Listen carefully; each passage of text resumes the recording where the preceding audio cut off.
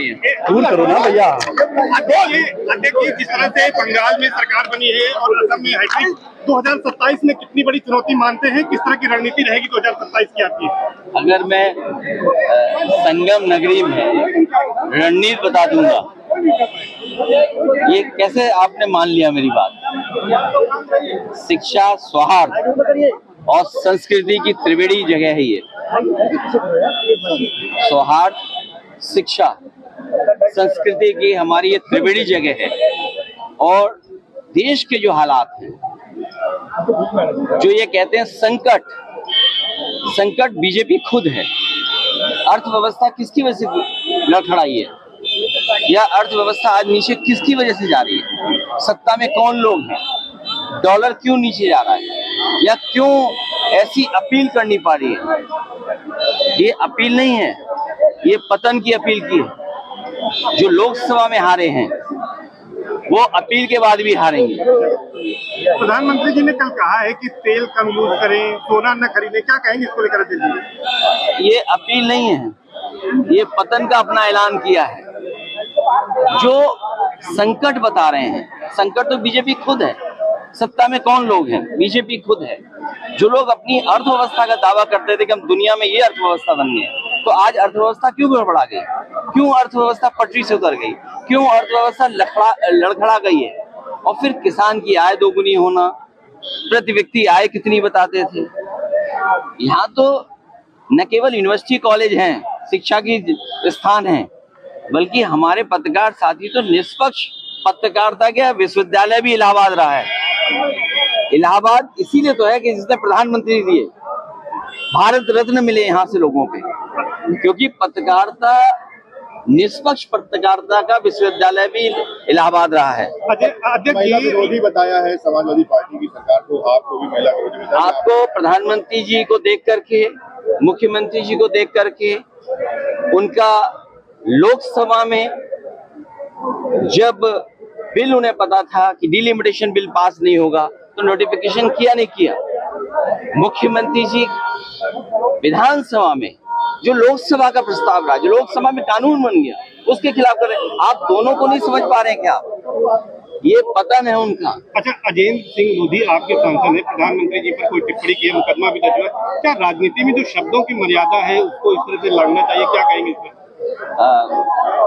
सौहार्द की त्रिवेणी में ये सवाल पूछ रहे हो, कितनी अच्छी बात कर रहे हो। हालांकि मैं ये कहूंगा कि हम लोग कभी भी इस तरह के पक्ष में नहीं रहे कि इस तरह की भाषा और व्यवहार किसी के प्रति रहे। और फिर जहां तक सवाल प्रधानमंत्री जी का है, उनके प्रति नहीं होना चाहिए। लेकिन कभी आपने एएनआई पे सुना है मुख्यमंत्री जी ने क्या कहा? कभी आपने और भारतीय जनता पार्टी के शीर्ष नेताओं को राज्यसभा लोकसभा की रिकॉर्डिंग निकाली है, उन्होंने क्या कहा है? तो हम इस पक्ष में नहीं है कि हमारा सांसद ने क्या कहा, लोधी ने क्या कहा, अजय लोधी साहब ने क्या कहा, उसके पक्ष में नहीं हूं मैं। लेकिन अगर किसी का दुख दिल से निकल आया और उसमें जो भाषा इस्तेमाल हुई है वो ठीक भाषा इस्तेमाल नहीं हुई है। आप विस्तार हुआ, लेकिन पूजा पाल अभी भी पूजा पाल, राकेश सिंह और अभय सिंह। बीजेपी का जो प्यार था पूजा पाल जी के लिए, या मुख्यमंत्री जी का जो लगाव, वो प्यार जो था पूजा पाल जी के लिए, उन्हीं लोगों से पूछिए। या हो सकता है मैं गलत हूँ, यहाँ और भी कुछ लोग हों जिनकी वजह से उन्हें लगता था कि वो मंत्री बनेंगे। मैं तो अभी भी अपील करता हूँ कि डिप्टी सीएम को हटा करके उन्हें बना देना चाहिए। डिप्टी सीएम, और अगर 3 डिप्टी सीएम हो जाए तो क्या खराब है? अच्छा, राकेश सिंह, अभय सिंह को भी कोई जगह नहीं दी गई है। अरे मैं आपसे इलाहाबाद की बात करो, क्यों तो दूसरे जिलों में जा रहे हो? आप केवल इलाहाबाद की बात करो। और फिर ये सरकार तो झूठी है। याद कीजिए, एक नौजवान को बांध करके पीटा जा रहा था आपके बगल के जिले में। जब मैंने उस वीडियो को डाला और शिकायत की, तो उसके बाद डिलीट करके पुलिस ने क्या किया? 2 मुसलमानों के नाम डाले उन्होंने।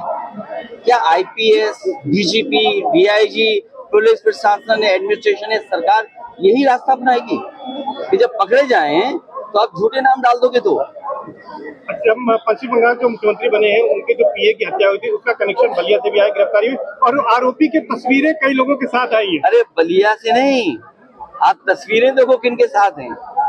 बीजेपी के लोगों के साथ हैं।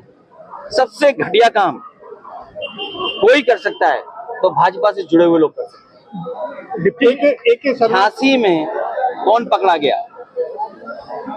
कौन पकड़ा गया झांसी में? भारतीय जनता पार्टी का सबसे मजबूत नेता, बड़े बड़े नेताओं का सबसे करीब, 100 करोड़ का घोटाले में, मैं नाच गाने की बात नहीं कर रहा हूँ, मैं नाच गाने की बात नहीं कर रहा हूँ। बीजेपी का नेता 100 करोड़ के घोटाले में पकड़ा गया कि नहीं पकड़ा गया? और जिस अपराधी की आप बात करें या जो आरोप लगा है, पुलिस ने जिसे उठाया है, बीजेपी का कौन नेता नहीं जिसके साथ तस्वीर ना हो?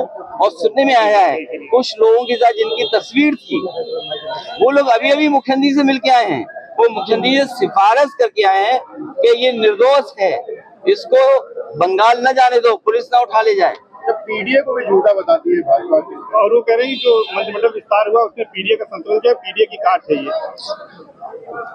कितने महीने बचे चुनाव को? 3 महीने बाद हम आपके बीच में वोट मांगने आएंगे, और बरसात में तो कोई काम ही नहीं होता है। अरे स्टूल वालों के लिए गद्दी तो लगा देते, उसमें कोई अच्छा विभाग मिल जाता जिसमें कुछ लाभ मिल जाता। क्या स्टूल वैसे ही रखोगे? बस स्टूल पे बैठने के लिए अपना स्टूल साफ करते रहेंगे बस। अच्छा केशव जी, बार बार क्यों कहते हैं कि 2047 तक समाजवादी पार्टी के लिए कोई जगह नहीं है? वो अपने कुर्ते और पजामे का साइज बताते हैं।